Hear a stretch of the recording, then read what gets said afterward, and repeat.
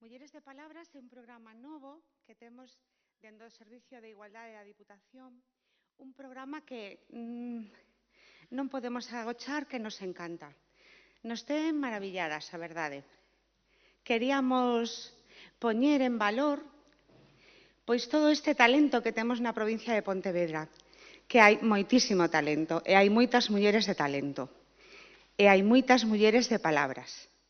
E queremos poñer en valor as escritoras do pasado, pero coas escritoras do presente.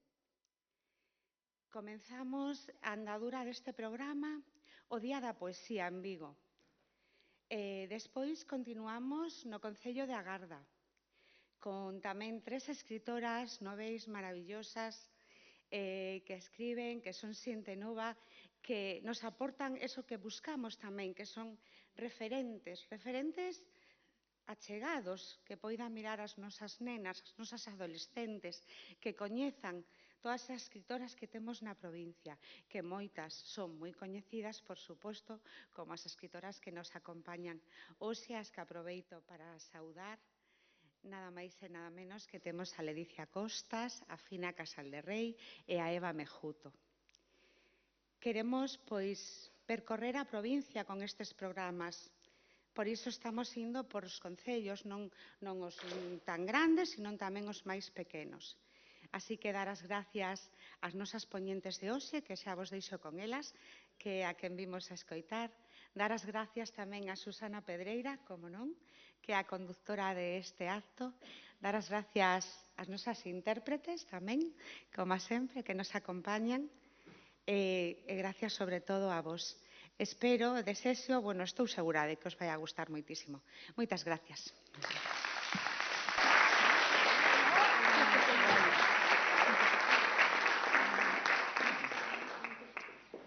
Agardamos un día enteiro á deriva, mar adentro, esperando que a noite volvese deitar no mar para tentar un novo desembarco. Só auga e ceo durante horas e un insoportable cheiro a vómito.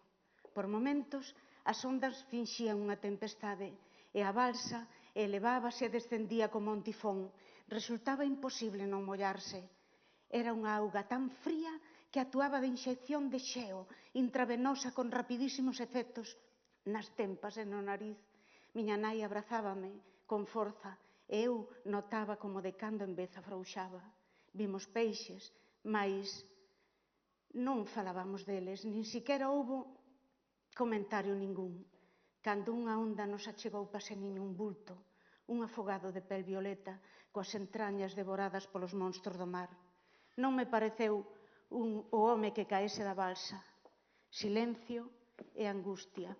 Só os choros dun bebé. Crebaban de cando en cando o mutismo. A muller volveu darlle o peito e o bebé calmouse. Eu tiña sede, e fame, e frío, e os beizos secos, e a boca encheuseme de saliva, e outra vez desexei ser aquel bebé. As miñas tripas protestaron. Miña nai saiu sentiu o seu berro e bicoume na caluga. Foi como se dixese, ánimo.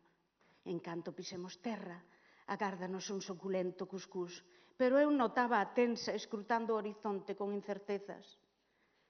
Na boca da noite volvemos a chegarnos á costa. O frío e a fame mantíñanos débiles, esgotados. A lúa mostrábanos tal cal, sen concesións. De novo, un punto escuro no mar que avanzaba cara a nós. Veñen rescatarnos á fin, pensei. E dei grazas ao ceo. Éramos xentes non afeitas ao mar. Estaba tan asustada. Unha patrulla costeira berrou un dos balseiros. A auga que case se chega andando, impuxo outro. A partir dese momento non podo precisar máis nada. O mar enguliume por completo. Durante uns segundos movín os brazos con desesperación nun intento de emerxer. E a través do asubío do vento chegoume o berro agónico, aínda que nidio, da miña nai repetindo o meu nome no medio doutros laios. Iso foi o último que lembro. Cando acordei, estaba tremendo, envolta en mantas. Durante moitos días seguín a oír a voz de miña nai chamándome. Logo o seu berro foi volvéndose pregaria. Anda, come iso. Tes que loitar para que se cumpran os teus soños. Prométemo. Hoxe, intúo que son unha privilexiada. Natalia e Manuel non poden facer máis por min. Danmo todo. Aínda así, cada vez que escoito noticias de afundimentos de pateiras no estreito, o sangue férmeme de impotencia e de unha angustia que preciso botar fora. Por iso hoxe escribo isto.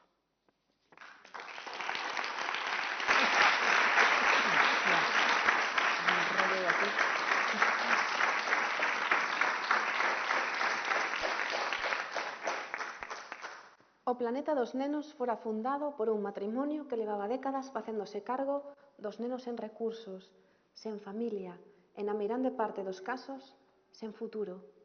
Eran boas persoas, grandes, transparentes e sen dobles intencións. Nuno estaría con eles mellor que en ningunha outra parte. Iso era incuestionable.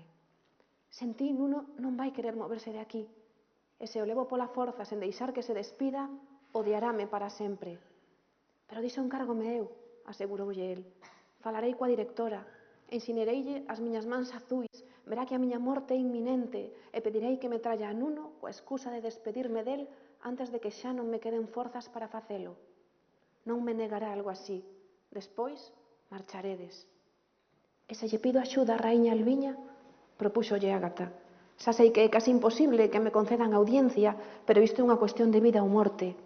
Ela é a nosa monarca e o seu traballo é atender aos problemas da cidadanía. Ágata, sexamos realistas, pediulle León. Que vas facer? Entrar no palacio e enfrontarte á súa escolta? Non deixan pasar a palacio a ninguén sen audiencia previa. E as audiencias tardan semanas en seren concedidas. Non temos tempo para iso. Está ben, accedeu, sentíndose acurralada pola situación. A 1 da madrugada irei ao cuarto de Nuno, sacareino desta maldita escola e non me deterei ata chegar ao planeta dos nenos. Pero logo irei na procura do ermitán, advertiulle. León non quería iso para Ágata. Expoñerse así era unha loucura, mais tamén sabía que cando tomaba unha decisión non se detiña ata lograr o seu obxectivo. Non penso abandonarte, comprendes? Non sen facer todo o que estea na miña man para salvarte. Bisboulle o oído, abrazando con tenrura, como nunca antes fixera.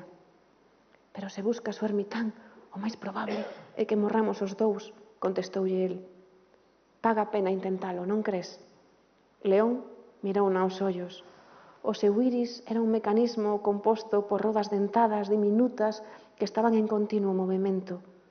Nunca vira nada tan extraordinario como aqueles ollos. Había tanta maxia nesa mirada. Unha humana mecánica, un robot e 2 irmáns de sangue máxico, murmurou el, prendido do espectáculo que eran os ollos de Ágata. Non sei como criaturas tan distintas poden quererse tanto. Ágata arroibou. Sabía o que el quería dicirlle en realidade. O normal sería que lle dese unha resposta irada e abandonase aquel cuarto sen volver a vista atrás, que ignorase aquel comentario e fixese como a quen non estaba entendendo a mensaxe. Así era ela, dura por fora para non sufrir por dentro. Mais era posible que non houbese outra ocasión, porque aquilo era unha despedida.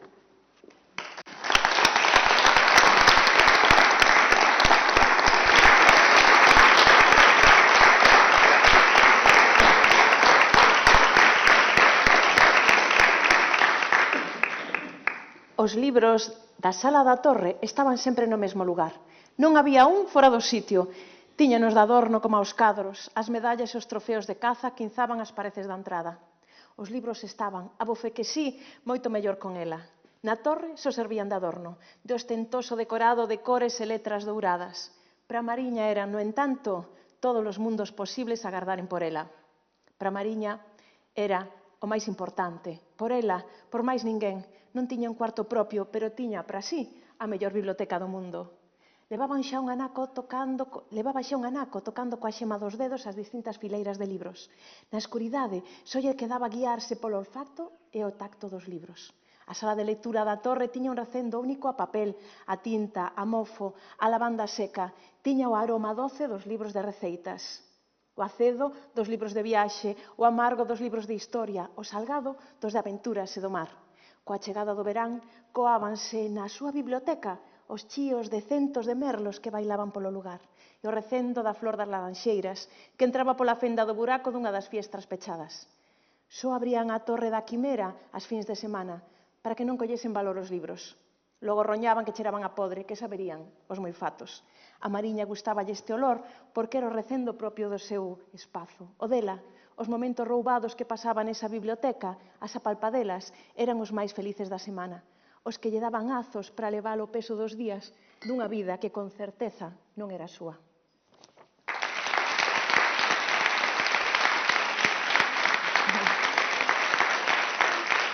Un aplauso para Fina Casal de Rei, Ledicia Costas e Eva Mejuto. Moitas grazas, benvidas e benvidos a Mulleres de Palabras. Como xa vos deu a benvida a deputada Sandra Bastos, xa me podo dedicar a falar con vos e a darvos as grazas a vos por estar aquí querendo falar de escribir para as máis novas. A verdade é que non tivemos que buscar fora da provincia, tivemos que mirar a Pontevedra, a Vigo, a Sanxenxo e localizamos a 3 mulleres que son auténticas referentes. E eu fui-me fixando nas cifras, nos anos, non nas cidades, senón nos anos. Ides entender, porque Ledicia e Eva levan máis de 20 anos escribindo para as máis novas. Fina leva máis de 30 anos escribindo para as máis novas. Ledicia e Eva comezaron a publicar a comezos do 2000, no 2000 Ledicia, no 2002 Eva, 21 anos tiña Ledicia, 27 anos tiña Eva, un pouco de anos, así que se ian falar tamén cando publicaron a súa primeira historia. Fina publicou por primeira vez en 1991, tiña 40 anos naquel momento, e claro, estes anos, estes inicios de cada unha escribindo para as máis novas, xa me dá pé a moitas preguntas. A primeira delas é se Ledicia de 12 anos en adiante e Eva de 16 en adiante, naqueles anos 90 leron a Fina, que ela comezaba a publicar. Quero dicir, estamos aquí cunha referente para vos, Ledi? Tiven a fortuna de que, bueno, por un lado creo que me chegou tarde, porque eu pensaba, e reflexiono moito sobre iso a día de hoxe, digo, que pena que os libros de Fina non me chegaran cando eu era alumna de primaria, pero tiven a fortuna de que me chegaron cando era alumna de secundaria e nos poñían os libros de Fina para ler. Entón, claro, eu logo, cando vía a Fina, e eu estaba empezando a escribir, e había nalgún acto onde eu era super tímida, moi introvertida, me daba moita vergonza, sempre sentaba atrás de todo ali para confundirme coa xente que non se me vise, e eu, claro, andando os anos, tiven a ocasión de coñecer a Fina, e a min impresionábame moito, porque, claro, eu era unha gran admiradora da súa obra, e sigo sendo gran admiradora da súa obra a día de hoxe. Bueno, como sou máis bella, que Ledicia, eu coñecín a Fina moito máis tarde. Eu, cando estaba no instituto, daquela aínda non estaban os libros de Fina editados para público mozo, pero sí que me tocou ler e coñecer a unha persona tamén moi querida por Fina, que é María Victoria Moreno, que era profesora no Instituto de Vilalonga, onde estudiábamos varias das aquí presentes. Claro, que vas na casa. Sí, e eu coñecín a Fina máis tarde, pero coñecín a Fina desde outra perspectiva, coñecína como editora. Como editora, ela. Sí, como editora, como eu editora e ela como autora. E tamén compartimos uns momentos moi especiais na Habana, na Feira do Libro da Habana. Entón, eu, cando lín a Fina, eu xa era maior, e a verdade é que non teño máis que dicir que a sorte que ten a rapazada do hoxendía, e a rapazada que era máis nova que a min, de ter a posibilidade de poder ler o seu traballo, de ler o de Agustín Fernández Paz, o de Xavier do Campo, que eu lín xa de adulta, pero que gocei como unha nena. Fina, e ti tes esa conciencia de ser unha referente, cando falamos disto de escribir para as máis novas, de inventar historias, de crear mundos, de explicar cousas, de axudar a entender a esa parte da poboación tan importante que son as novas xeracións? Porque ás veces falamos coas que sodes referentes e non tedes conciencia de selo. E que eu teño conciencia de outras referentes anteriores que non quero esquecer. É dicir, non sinto que fose eu a que abrín o oco da silveira para que as demais pasasen sin rascarse. Creo que eu xa puiden pasar máis fácil grazas, pois, por exemplo, a María Victoria Moreno, que xa a comezos dos 80, e incluso moito antes, María Xosé Queizán, Maruja, ou como é, Xoana Torres, Sabela Álvarez, outras mulleres que abriron antes que a min esas portas. Eu, como ben decías, mira esta xente que empezou moi nova, mira Ledicia, mesmo tamén Eva, eu comecei a pensar en publicar cando o galego entrou nas escolas. Entón, eu dicíalle ás miñas compañeiras e compañeiros daqueles cursos de galego, eu hei facer como a Cabanillas. Hei empezar a publicar aos 40. E iso cumplino. Pero creo que foron momentos diferentes os delas. Para empezar, eu fun mestra de escolas uns pouquiños anos, 40. Sinto como que sigo sendo, vamos, non és capaz o resto da túa vida de quitar iso. Aquí temos a Ledicia, que é de formación fixo dereito, é dicir, abogada. Temos a Eva, xornalista, editora. É dicir, houve un cambio enorme para ben de non ter que ser só os daquela xeración que deron en chamar Lamote, que Manuel Bragado chamou Lamote, Agustín Fernández Paz, eu mesma, Xavier do Campo, Antonio García Teijeiro, podería seguir outros moitos e moitas, todos xente do ensino. Sen embargo, hoxe está como máis normalizada. A nosa literatura xa ten, a literatura infantil e juvenil xa ten unha historia. Xa podemos vela con certa distancia.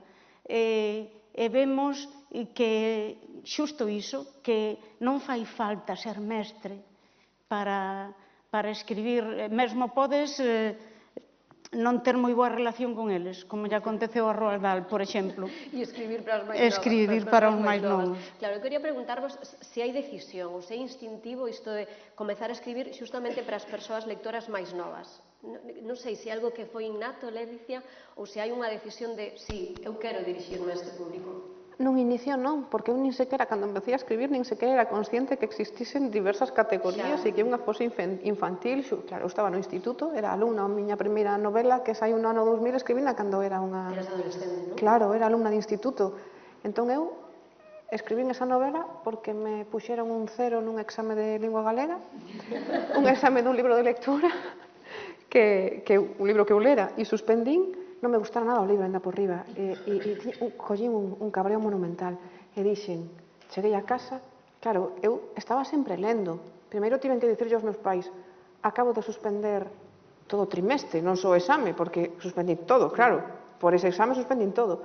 Acabo de suspender por un libro de lectura. Claro, non daban crédito, pero sempre estás lendo, como pode ser?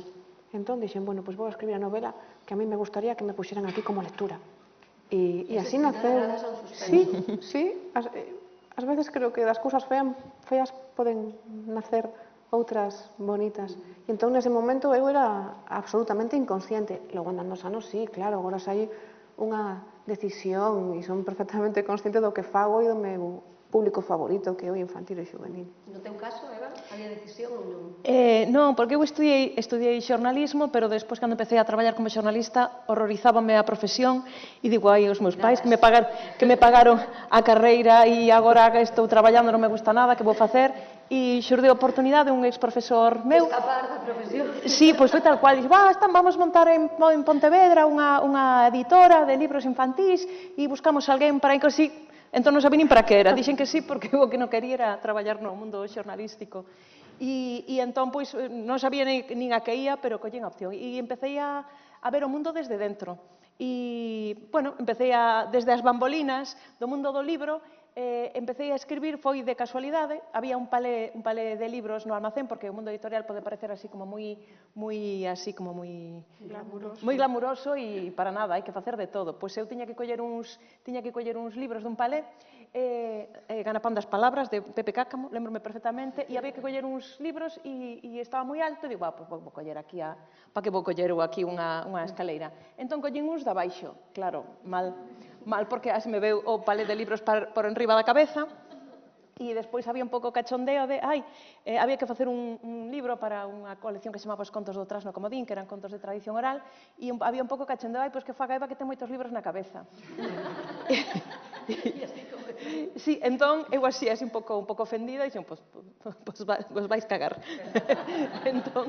Entón, decidín, un pouco como xogo, como divertimento, escribir A casa da mosca chosca, que leva 20 e pico anos... Vaya divertimento. Sí, leva 20 e pico anos rulando, e a partir de aí vin que era moi divertido, que escribir era moi divertido, e como estaba traballando no mundo infantil, pois seguín un pouco por aí, pero como ves, nada, tamén por descarte e dunha casualidade.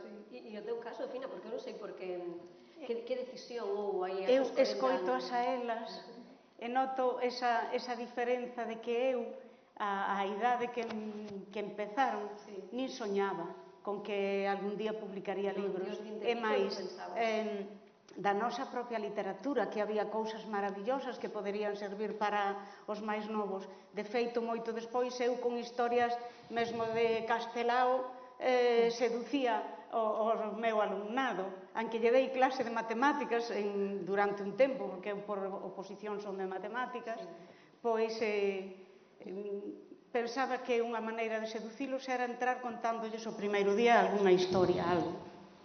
Entón, que ainda me acordo a primeira vez que por fin puiden dar galego, entrei recitándoles un poema de Rosalía e mirábanme, os daquela era EXB aínda, oitavo de EXB, mirábanme como dicindo, este ano ímolo pasar en grande, porque esta tía está pirada.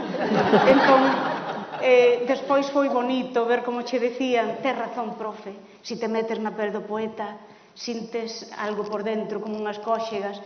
Eu creo que no meu caso, se non fose mestra, non escribiría, porque cando foi de que o galego entrou nas escolas con aquela lei de normalización lingüística de 83 e tal, empezábamos aínda a descubrir a quitar eses quilos de mala pintura que tapaban todo o que xa existía, tan rico e tan útil en todos os sentidos e valioso literariamente. Non tiñamos nin idea, os que non éramos fillos ou de escritores represados ou que fose os que éramos fillos como a min dun mecánico, contador de contos, como digo eu, pois non tiñamos nin idea, era todo un descubrimento. Entón empezamos a intentar seducir cara a lingua, a ser uns como comprometidos coa lingua nos centros, e escribíamos para eles, non para publicar. Eu as obriñas de teatro que escribín, que lle chamo obriñas, porque efectivamente hoxe farías de outra maneira, nin soñaba con que algunhas estén publicadas, nin nada diso, pero sí que sei que mentres non había outra cousa, e as que había non a coñecíamos, foron moitos os mestres que a representaron, e mestras co seu alumnado, eu por suposto tamén, pero empecé así, a publicar foi moito despois. Pero claro, para ti, por vir de todo ese compromiso tamén coa lingua e coa escola, era como moi natural escribir para as persoas máis novas, non? Claro, era como se estivese facendo para eles calquera outra actividade e intentando que fose unha actividade fermosa, que os seducise, que aprendesen a falar facendo teatro, por exemplo, fixen moito teatro con eles, iso ata o final, ata que me xubilei. Entón, parecíame que era unha iso gustáballes tanto lido como representado, mellor aínda, e ademais, o que tiñamos os mestres da miña quinta, polo menos, era que non sabíamos, non sei se aquí hai mestres así da miña, máis ou menos, non sabíamos moito de nada, pero pareceme que sabíamos un chisquiño de todo, que é máis difícil. É dicir, atreviámonos co que non nos ensinaran a nós nunca a facelo. Así fomos capaces de facer despois cine e outras moitas cousas, sen que ninguén nos lo ensinase primeiro, e aínda con relativo éxito. Había que ir facendo. Así comezastes, pero agora que xa tedes unha trayectoria consolidada, obviamente, que decisións, que responsabilidade hai nas decisións que unha toma cando se pon a escribir unha nova historia? Falo dos temas que antes escoitábamos, o que escolliades para subir o escenario, hai temas moi diversos, non, en cada un dos vosos libros, nestes tres e en tantos outros, pero nesas decisións dos temas, das palabras, do ton, non sei se hai moito pensamento enfocado na idade de para quen escribides ou iso non está tan presente, Ledicia? Eu, a medida que pasa o tempo, creo que hai máis... Intento quitarlle peso e ser un pouco inconsciente, casi no que Pero iso fago. gañachelo co tempo, no Claro, seu inicio había sí, máis decisión en sí, todo. absoluta. Estaba me referindo ao peso da responsabilidade, porque estamos, claro, é certo que eu escribo moitas cuestións que teñen que ver co social, sempre poño foco en materia sensible, as miñas compañeiras tamén o fan. Entón, non sei se a vos pasa, pero no meu caso tiven que aprender a quitarme a mí mesma un pouco de importancia, porque se estás pensando todo o tempo no público o que te dirixes, chega un momento que non podes, non sabes como xestionalo.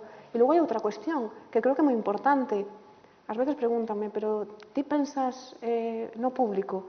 E digo eu, pero se o público é inmenso, quero dicir, o público este público xa é inmenso, hai moitas persoas que cada unha ten a súa sensibilidade, a súa maneira de recoller o texto, de pensar. Entón, eu creo que é máis importante ser honesta co que fago, honesta co meu traballo e escribo sobre as cousas que me seducen, que me preocupan como muller, como ser humano, e creo que con iso xa podo dormir tranquila. Sí, a verdade é que sí. Eva, ti, hai moita decisión en cada historia ou tamén máis así? No meu caso sí que hai moita decisión. Empecé publicando moito álbum ilustrado, porque cando empecé estaba en Calandraca, logo en Oco, digamos que eran editoras que buscaban de alguma maneira echar un oco que había de álbum ilustrado en galego. Entón, digamos que a creación para álbum é moi específica, é un texto moi concreto, moi comedido, en diálogo permanente ca ilustración. Entón, pois aí foi casi aprender e dar a coñecer un xénero literario que en galego non había prácticamente nada. Entón, aí xa foi casi buscar a fórmula e crear a mantenta, ese material. E despois eu empecé a escribir xa doutra maneira, creación máis propia e novela tamén como Fina, cando cumplín 40 anos tamén tiven que facer unha decisión na miña vida e, bueno, xa estiven editando, agora apetéceme facelo de outra parte, non pasar das bambolinas ao escenario. E a partir de aí sí que foi cunha conciencia clara de que había según que temas que eu tiña vontade de tocar, porque son temas que me representan ou que están na miña vida, temas que, de alguma maneira, están bastante ausentes dentro da literatura infantil e juvenil, como a diversidade de sexo e xénero, por exemplo, a memoria histórica. Son os dous temas que eu máis trato, por así dicilo, non? Entón, pois sí que están feitos a mantenta de contar historias desde outra perspectiva. Cambiar un pouco o foco, seguindo coa metáfora, non?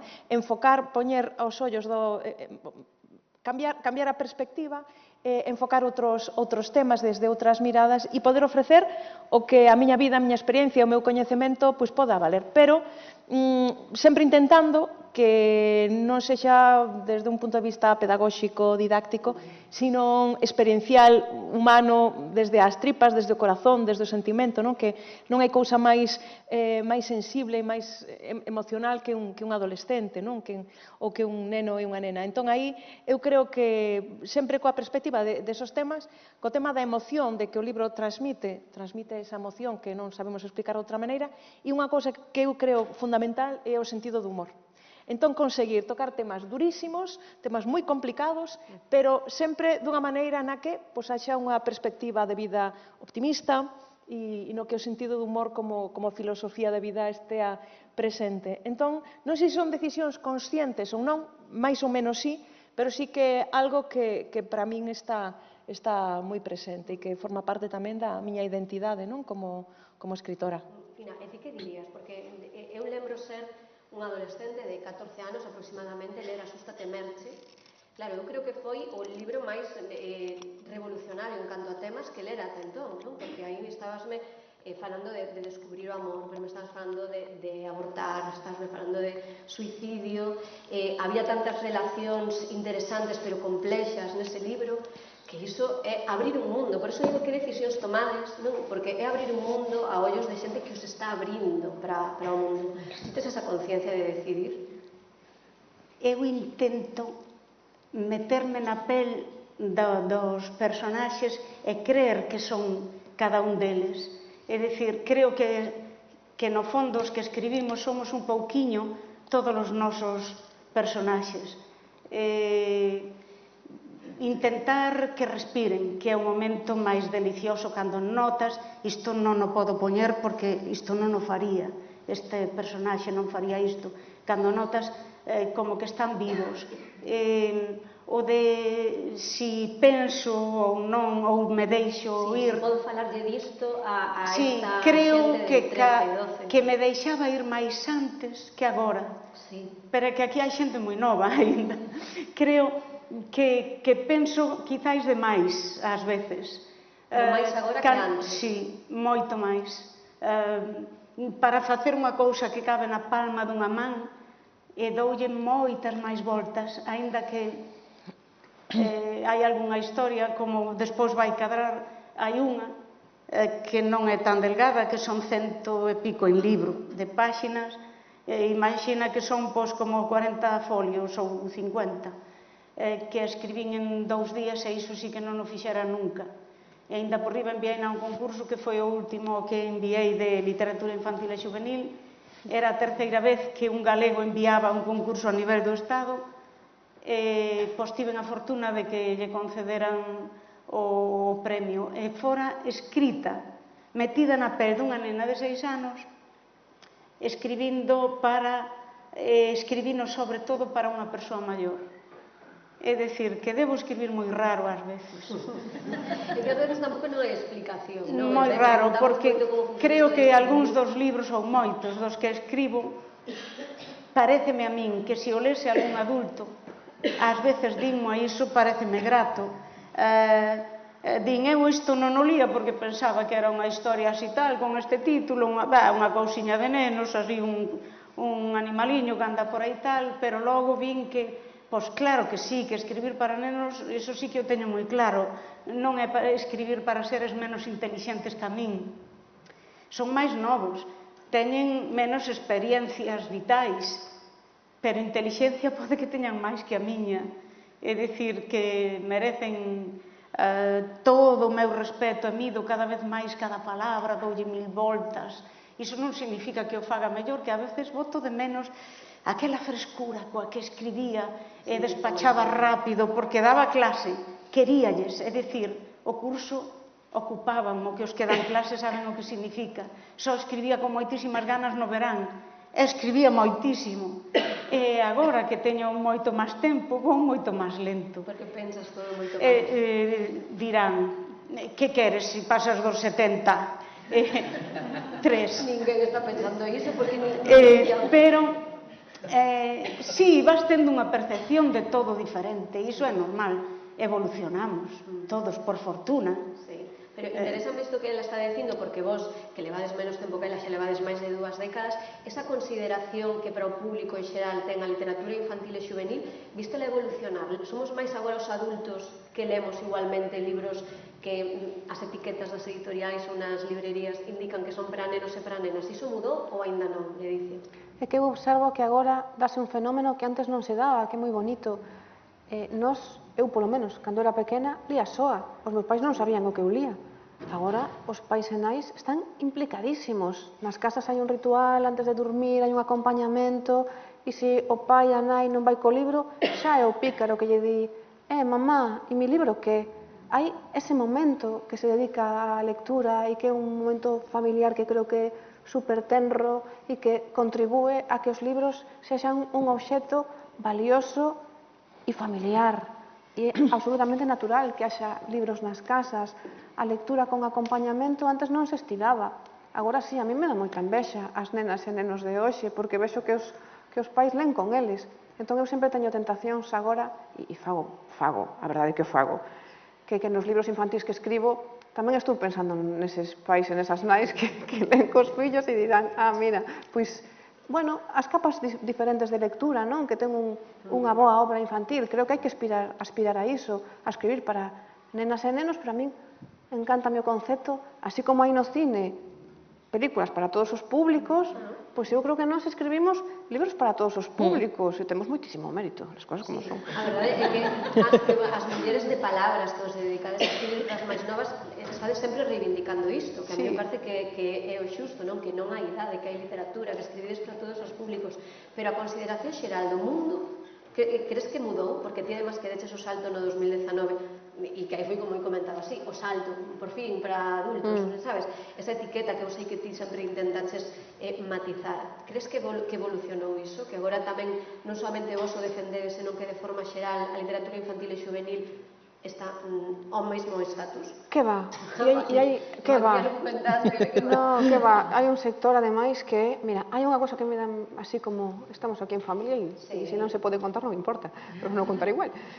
Hai casi sempre son señores, ademais, de certa idade, que escriben literatura para público adulto e venden moitos libros e un día deciden que van a escribir libros infantís porque veñen a ensinarnos a nós que levamos pois máis de 20 anos e algunhas máis de 30 anos escribindo libros infantís como de verdade se fan os libros infantís. Curiosamente, son persoas, escritores, que non teñen ningún tipo de contacto coas nenas e nenos e que non coñecen a literatura infantil e juvenil de 30 anos pa aquí. O que recordan son os clásicos, que benditos clásicos, non serei eu quen tire pedras en contra os clásicos, pero non volveron ler nada desde os 10 anos pa diante. Entón, claro, sempre fracasan. E eu non vou dicir que me alegre de que fracasen, pero nos alegramos. Pero nos alegramos muchísimo. Entón, eu digo, veñen a dicirnos a nós como temos que facer as cousas, veñen a darnos leccións de como se escriben libros infantís, fano fatal. Porque a verdade é esa, escribirán libros extraordinarios para público adulto, que teñen moito mérito, pero... Pero que non é fácil escribir para as máis. Claro, é como un respeto. Existe unha falta de respeto porque nos miran con moita condescendencia. Pero eu agora, fíxate que cando escoito comentarios, de cando en vez ainda se escoitan en certos foros ou tal, digo eu, ai, que pasado de moda xa este comentario. Isto está xa me parece case, sí, é como, isto soa xa como a... Como a mí me soa bello, por iso vos pregunto, se tedes a sensación de que mudou ou vexo que non significa ler a tua sensación. Sí, hai un, eu concordo con Alicia, hai un sector, é pequeno, o que pasa que é ruidoso, tamén de persoas que están, bueno, de alguma maneira agraviadas, porque libros de Ledicia ou libros de Fina ou libros meus ou de outras escritoras pois que teñan espazo nas escolas e nos institutos. Entón, sí que hai un certo demérito, non se atreven a dicir que a literatura infantil é menor, pero agora digamos que o que está un pouco de moda agora é criticar a lectura de instituto, non? Ou de escola. Entón, pois, como é unha maneira de non atreverse, porque ninguén, quero dicir, no seu sano xuizo, pode dicir que a literatura infantil é un xénero menor, que no fondo claro que o pensan, pero digamos que agora vai por aí a relevancia. E si é certo que dedicarse ao público infantil e juvenil significa ter un público moi interesante, que é o público das mamás, dos papás, das familias, e probablemente, como non temos esa, no meu caso, que non tes esa presión de ter que estar en según que estatus, somos máis libres, estamos como máis soltas, non? E iso é moi liberador, non ter esa presión de ter que estar aí no canon e no...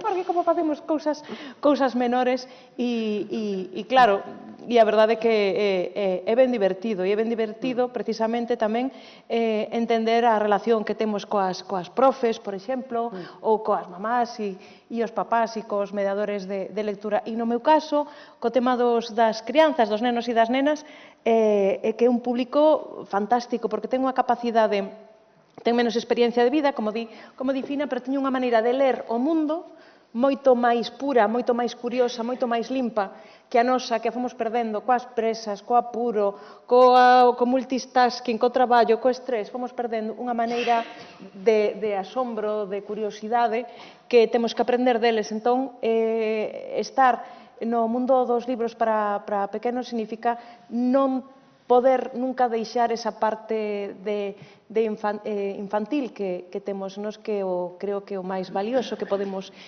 guardar, seguir mantendo esa mirada curiosa do mundo. Entón, pois, tanto ten non estar en según que estatus ou en según que canon, porque temos a a ollada de crianza sempre presente, entón, Saídes bueno. gañando, teño iso. Ademais, non quero usar a palabra responsabilidade, porque entendo que argumentabas ao inicio, pero sodes tan importantes as que escribides para as máis novas, porque estades ao final creando o público lector do futuro, non? Conseguir emocionar, como decía Fina, enganchar a alguén cativo, adolescente, cunha historia, e estar creando un público lector para os que despois teñen ese estatus que vos decides para que cheguen a ser adultos que len. No teu caso, Fina, que te sindo unha perspectiva máis longa e que ti tamén és da que sempre leva reivindicando o lugar que merece. Pois sí, de feito, nas primeiras mesas redondas, o tema da oitava ser aínda existe a literatura infantil. É dicir, aínda se falaba, porque había quen consideraba como pexorativo chamarlle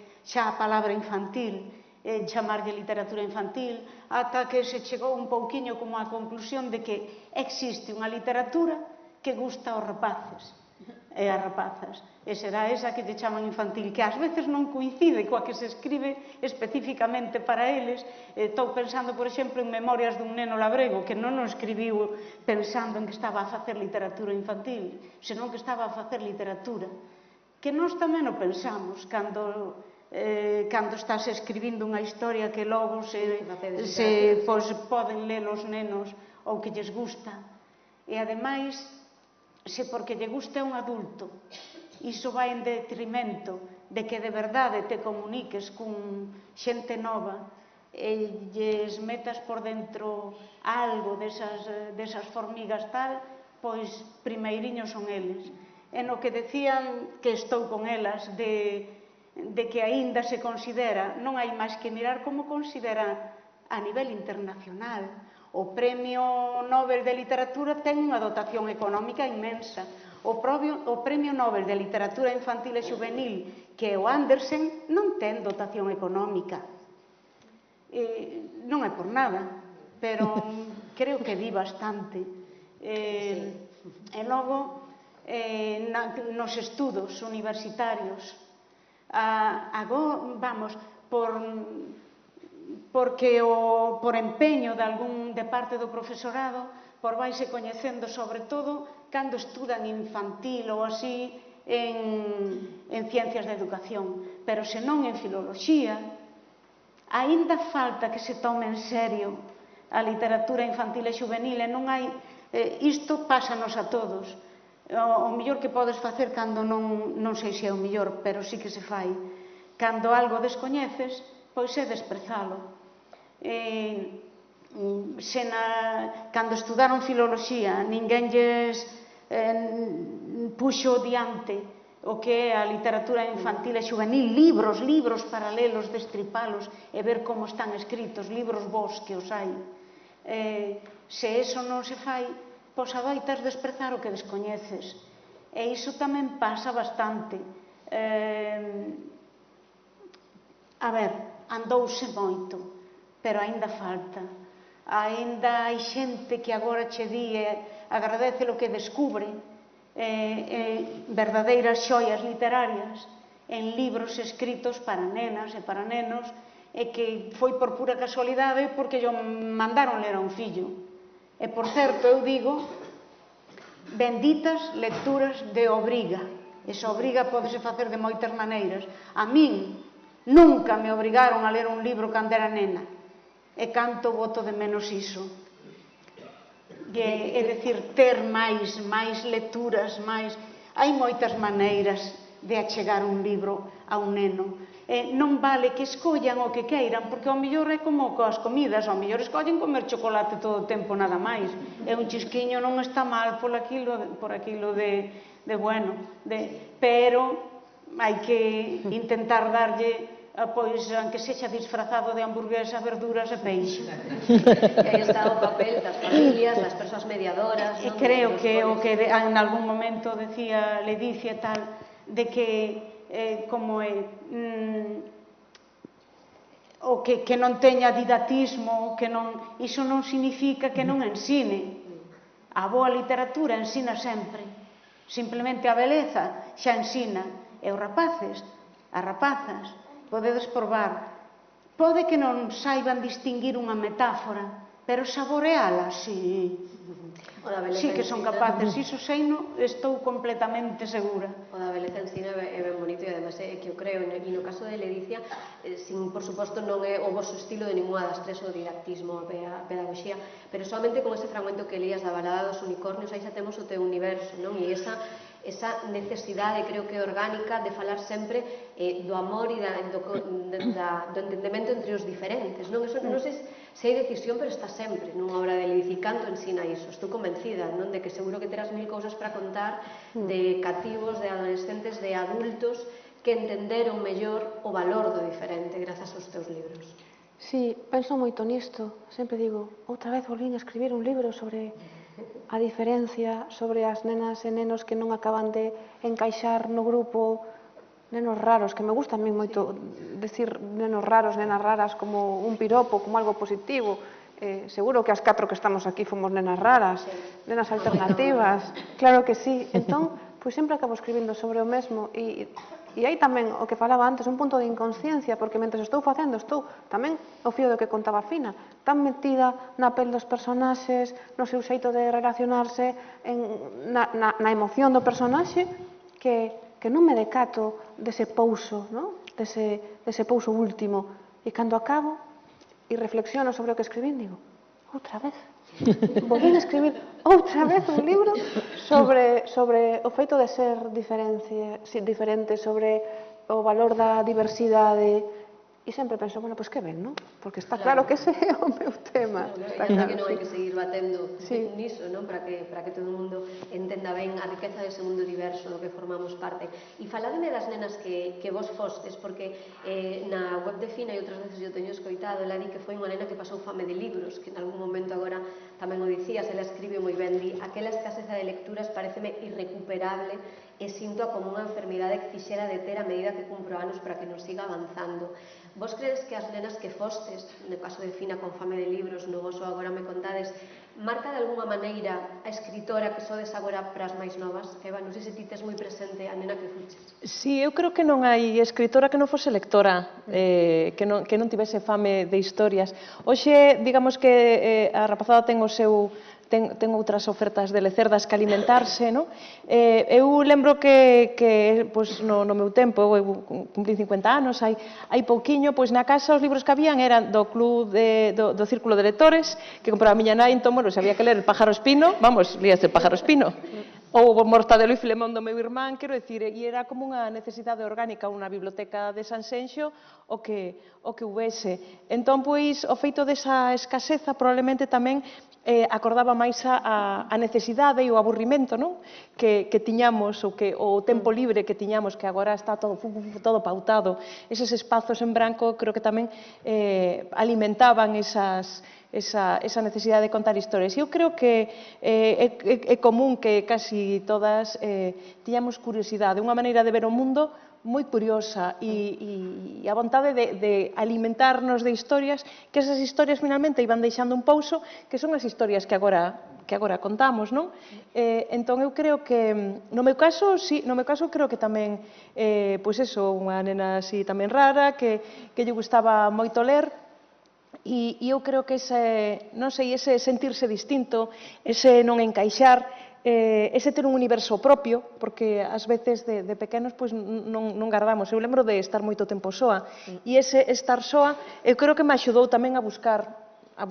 E que había? Pois había un libro, ou había un cómic, ou había outras cousas, non había tantas películas como agora, non? E bueno, eu creo que sí que me axudou. E o tema de escribir, eu lembrome de que eu era así un pouco aforricha. Entón eu tiña, cando me daban así diñeiro, metía todo nun peto, despois prestaballe diñeiro a miña irmán e facíalle escribir e tal, de que me debía pelas. Que quedara claro para esa. Sí, entón, cando tiña que facer algún agasallo, polo Nadal ou así, eu escribía unha historia e a agrampaba e tal, e entón os meus agasallos eran libros que eu escribía. E podemos pensar que era unha cousa moi romántica, que tamén, pero bueno, digo, pois a ver, que non teño que tal para comprar os agasallos, sempre me encantou agasallar. Entón decía, bueno, pois, que fago? Compro un agasallo ou fago? Digo, mira, pois vou á librería Nos. Gasto diñeiro que teño aforrado en libros para min, o diñeiro que tiña por esa casa. E eu, claro, como non tiña, gastaba o diñeiro en tal, pois facía para agasallos para os demais contiños. Entón, pois... Que riquiña.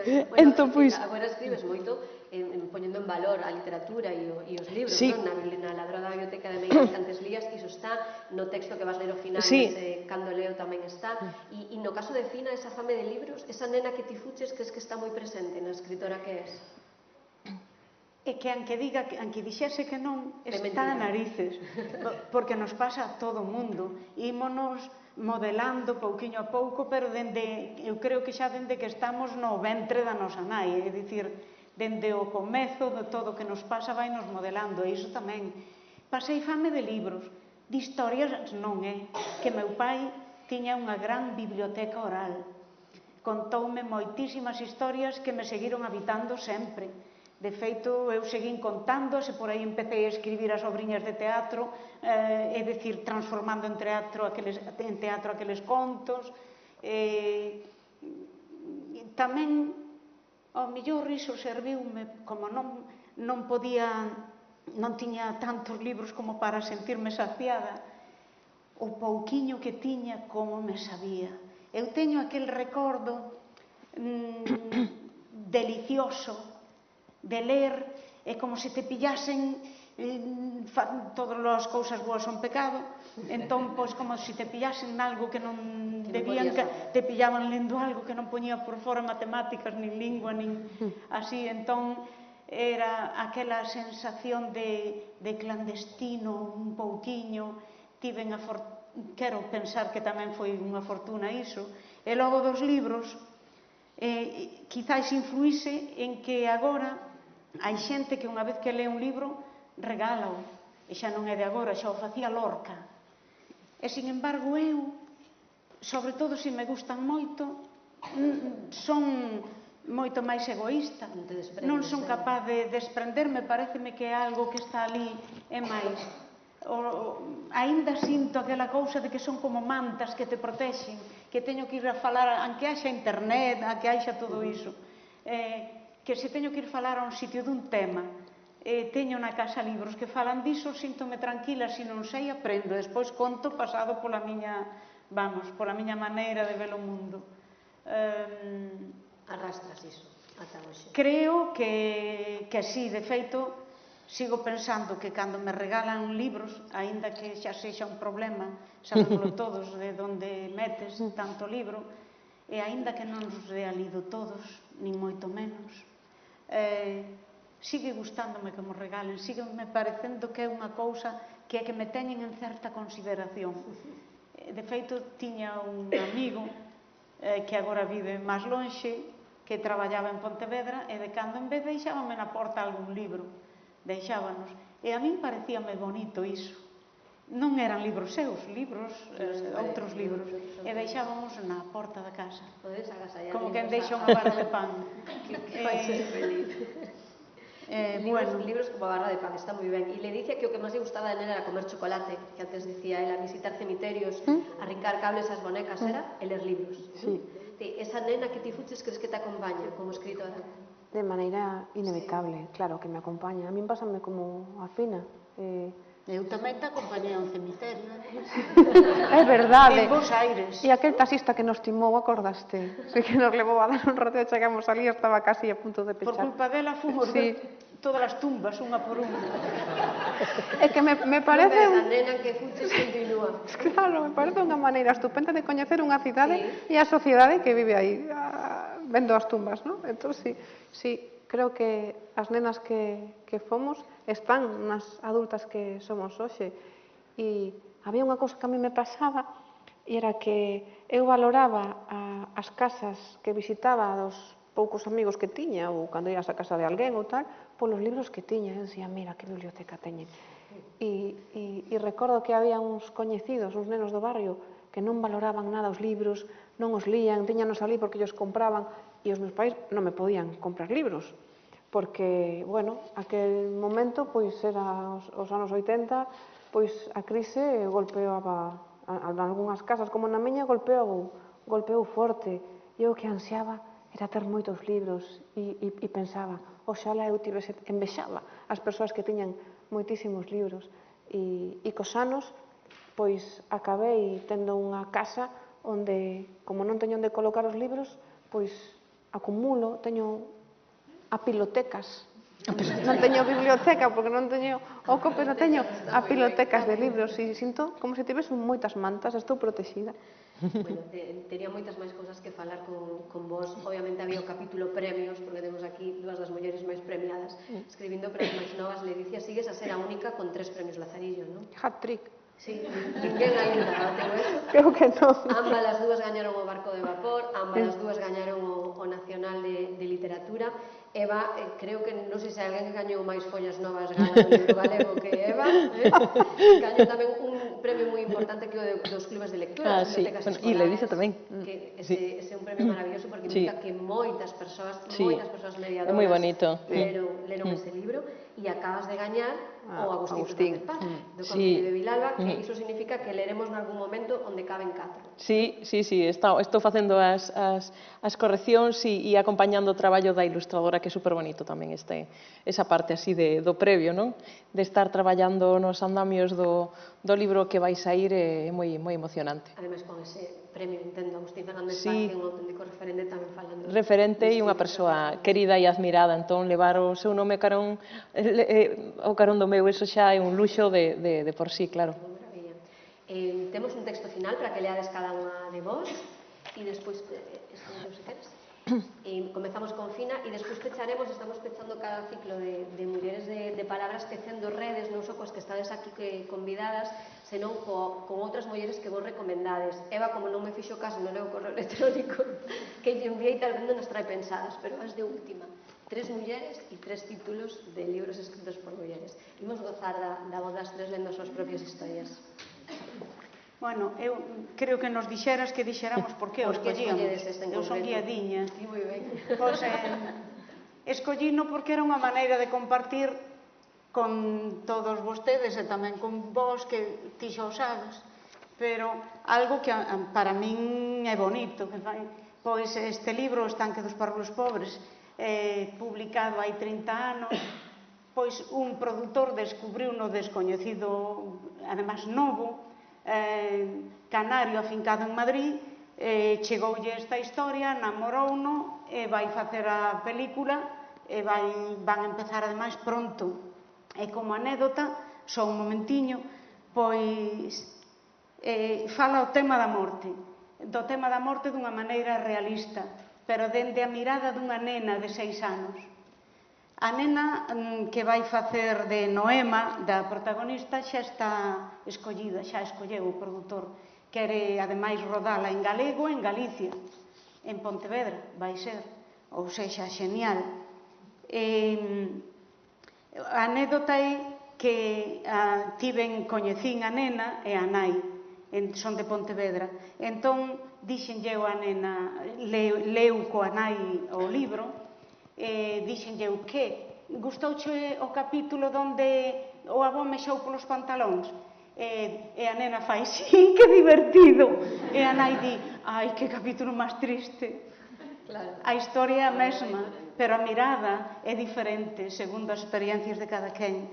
Entón, vou ler un anaquiño, bueno, por aquí. Como te prefiras?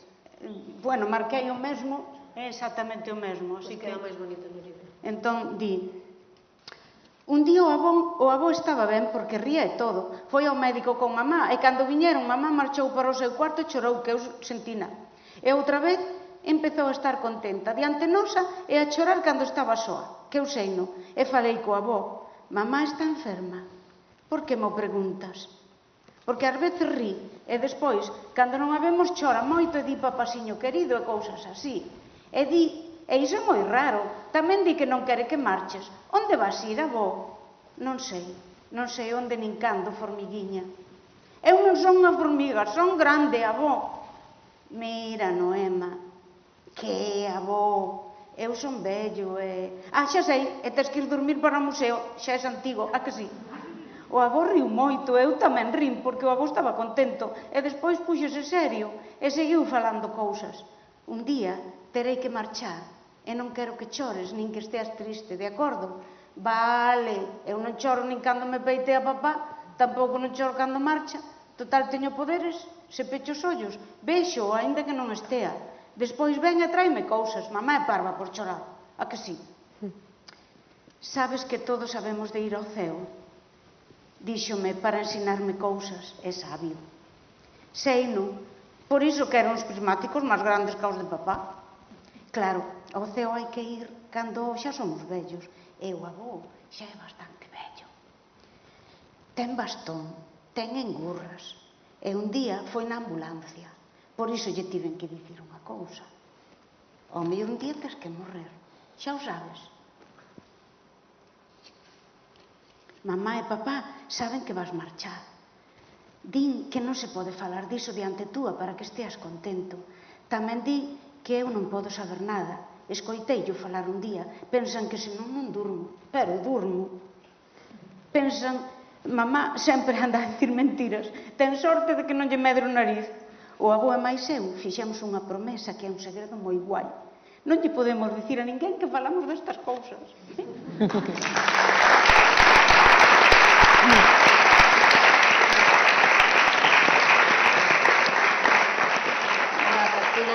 Que ilusión que se vai a facer a película tantos anos despois. Le dice a ti que le escolliches? Eu escollín Curriño can influencer por facer fixen un pouco de trampa. Non un pouco de trampa, pero, claro, imaginaba que Fina ia ler un texto super emocionante que nos ia apelar aí a nosa sensibilidade. Eu sempre que escoito a Fina ler, pois entrame ganas de chorar. Iso é tremendo. No, pero pola emoción de como les e o que les. E tamén imaginaba que Eva ia rematar con un álbum ilustrado e imaginaba que ia ser ese. Entón decidí poñer a nota de humor desenfadado para facer unha especie de xogo de contrastes. Entón, este can chamado Curriño di: a miña dona chamase Elizabeth e practica yoga. Eu son o seu can influencer. Polo menos iso é o que pensa ela. En realidade é o revés. Eu son o seu dono e ela é a miña humana. Quero a moito. Non a cambiaría por ninguén. Axuda bastante o feito de vivir nesta casa de 3 plantas con 2000 metros de xardín, sala de cine, 7 cuartos de baño, piscina, jacuzzi e vistas ao mar. Ela xa tiña esta casa antes de que eu me mudase aquí, pero conseguín duplicar a súa fortuna cos meus encantos. O meu segredo salta á vista. Teño un pelo de película. Onde está a miña boliña de nata? Aí anda a miña humana. Sabe que este é o meu sitio favorito e ven buscarme. Gústame anicarme aos pés da súa cama e dormir uriscando o seu edredón. Distingo o seu perfume, o cheiro dos seus pés, o do seu esmalte de unllas, o dos seus espirros, o das súas cremas hidratantes. Iso axúdame a soñar con cousas agradables. Pode dicirse que teño un olfacto refinado que funciona só para este tipo de cheiros. Xamais ulo os traseiros de outros cans para saudar, nin sigo rastro dos seus pises para mexar en riba. Pareceme unha porcallada. Pis sobre pis. Que can inventaría semellante cousa? E por que ninguén lle puxo freo aínda a eses costumes? Entendo que o fixesen os cans primitivos. Tamén os cavernícolas levaban colares de cairos de xabaríns e facían vestidos con peles de tigres, pero estamos no século XXI. Avergóñame que outros da miña especie conserven esas manías prehistóricas. Xa sabía eu que te ia topar aquí dormidiño, o meu dente de león, a miña espora de leite merengado. Elizabeth apértame e eu sorrío, meneo o rabo e deulle unhas lambedelas na cara. Sei que a ela isto gustalle e desgustalle ao mesmo tempo. Gustalle porque sabe que a maneira que teño de demostrarlle que estou contento e a adoro, pero tamén lle dá un chisco de noxo, porque se xas can, humana ou miñoca, a ninguén lle entusiasma que lle pasen a lingua pola cara. É o que hai. Son un can. Guapísimo, sí, pero can. Non me queda máis remedio que demostrar o cariño cos recursos que teño ao meu alcance. Gravamos un vídeo, boliña. Eu ladro unha soa vez coas orellas de punta. Xa sabía eu que che ia parecer unha idea excelente. Vamos.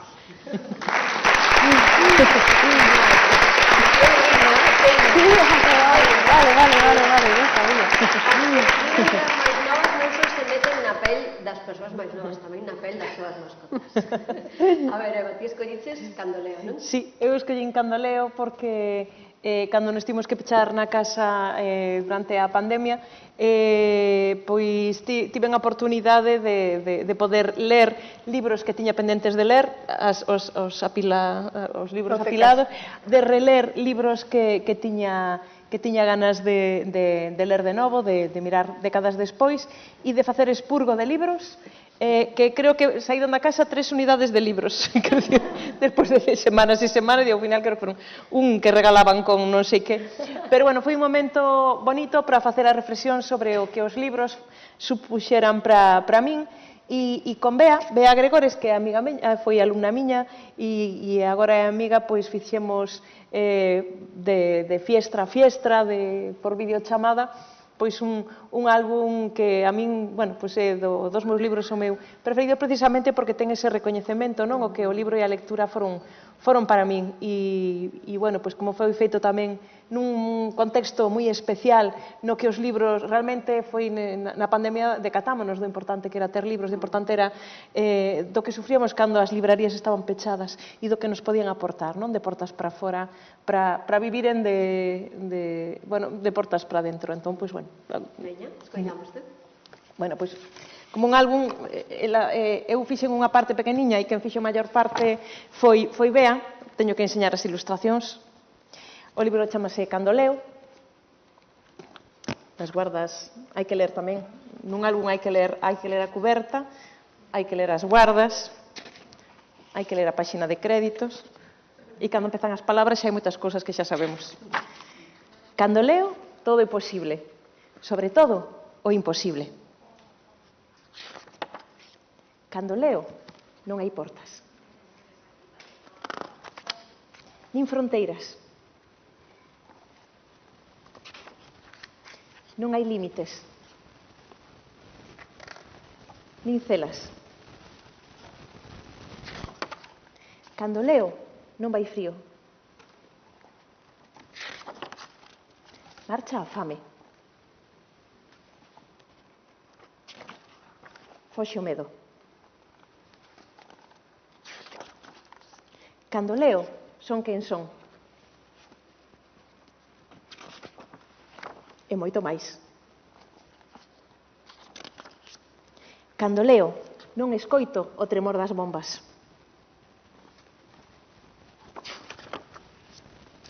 O ruido dos berros. Cando leo, sei que aínda podemos mudar o mundo, facelo máis xusto, máis libre e máis noso. Cando leo, sinto que estás comigo e que non te fuches lonxe. E sei que aínda queda tanto por descubrir, porque cando lemos todo é posible, sobre todo o imposible.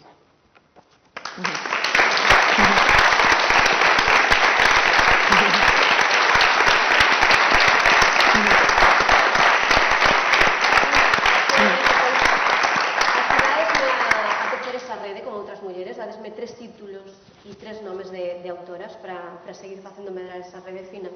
Pois verás, como resulta que a literatura galega non tes máis que ir polas librerías e mirar que ben están os escaparates en primeiro plano, tanto libro, eu, pois para que siga habendo máis, pensei, xa o traía pensado da casa, Moi ben. Por exemplo, cando leo, traía o pensado, porque hai esa frase, cando leo todo é posible. Sobre todo o imposible, a min pareceme que o abarca todo, que é como un cadro, como un espello que contén o mundo. Entón, pareceme que é un libro para que lea calquera. E logo, pois pensei en Ledicia tamén, e non en a cociñeira difunta, que ese xa está por todo o mundo voando e tal, pero ten máis libros estupendos tamén. Por exemplo, e como limpo do decilo, o de a vampira de biblioteca, porque parece, sí, son historias para nenos, pero estou segurísima, sin falar con ela, que se tivo que documentar moito e saber da biblioteca de Coimbra e dos problemas que tiñan ali na biblioteca, coas couzas, estragando os libros e todo iso, para escribir esa delicia que parece vamos, todo fantasía e tal, o que foi capaz de transformar a realidade en fantasía, pero fala tamén do amor aos libros, igual que o de outra maneira, pero tamén fala diso dunha maneira totalmente fantástica, que non lle gusta só aos rapaces pequenos, porque a min gustou. Así que, e logo, pois xa, para non ir a unha pioneira que é Astrid Lindgren, cando escribiu aquel que tamén está en galego, en Calandraca, Pipi Medias Longas, pois foi unha rompedora daquela, que non lle querían publicar o libro, porque como vas poñer unha nena, hoxe estas xa saben diso, pero unha nena que levanta un cabalo de lunares, ademais, cos seus brazos, sinda fora un poni, e ela díxolle, cando me demostres que unha nena levanta un poni, cambio. É dicir, creo, claro, que iso de que dende o 49, creo que foi cando publicou, que esas historias sigan voando polo mundo, sigan gustando, esas que sobreviven ao paso do tempo e aos seus propios escritores, algo teñen. Pois esa tamén ten, como han de ter esas. Perfecta para a nosa rede. Pasa que ainda están vivas. 3 títulos coas súas autoras. Pois eu vou recomendar O corpo de Cristo, de Bea Lema, que se pode ler tanto en castelán como en galego, con Astiberri, que foi Premio Nacional de Cómic o ano pasado, o ano 2024. Bea é da Coruña, fai bordado e borda e fai cómic a través do ilustración, a través do bordado, e conta unha historia absolutamente brutal. E recomendo tamén Furia, de María Raimóndez, que, bueno, un libro, unha obra juvenil que creo que axuda a, bueno, establecer esa rede, non? Que diso se trata. E teño que recomendar Dúas vaguas por máquina, porque é un dos libros da miña vida, de Fina, que en gran parte, eu se son escritora foi porque me emocionei con libros como Dúas vaguas por máquina. Que ben. A ver, Eva, as 3 últimas. Bueno, pois eu quería recomendar a mí unha escritora que me gusta moito, é Rosa Negros, e bueno, eu recomendaría, por exemplo, Resistencia, que é unha obra que xa ten moito tempo, pero a min foi unha obra que lín no seu momento e que me fixo cambiar a miña percepción tamén da literatura galega, que tamén tiña os meus prexuizos. Entón, pois é unha autora que recomenda, así como a cousa é que a rede vaya medrando. Despois tamén me gusta moito a poesía de María Lado e de Lucía Aldao. Entón, pois, para tirar un pouco medo de ler poesía, pois ninguén morreu de ler poesía, creo que tamén está, creo que ninguén está ben. Sí, ese é o título, ninguén morreu de ler poesía. Entón é importante. E, por cambiar de xénero tamén, agora un ensaio, Daniela Fernández, que ten un título moi feo. Como se chama? A defunción dos sexos. A disidencia sexual na Galicia contemporánea. É un traballo de investigación, ela é unha historiadora, e creo que ten un traballo magnífico, ten unha perspectiva moi interesante do noso pasado. E, bueno, a verdade é que teño que recomendar o Xabaril Blanco de Fina, e Ledicia, xa sabes cal é o que máis me gusta teu? O de Xules Verne e as mulleres plantas. Van 5, por si, van 5, pero eso é un plus. Como non fixen os deberes, pois tiña que ter un plus. Claro, pois perfecto. Moitísimas grazas por facer que medre esta rede. Remataremos as conversas de Mulleres de Palabras o 13 de outubro, que é Día das Escritores, e aí teremos unha gran rede de mulleres recomendando a outras mulleres para que os demais mulleres e homes podamos ler. Moitísimas grazas por escribir para as máis novas e para os que non o somos tanto. É un gustazo sempre escoitarvos e lervos. Un aplauso, por favor, para as 3.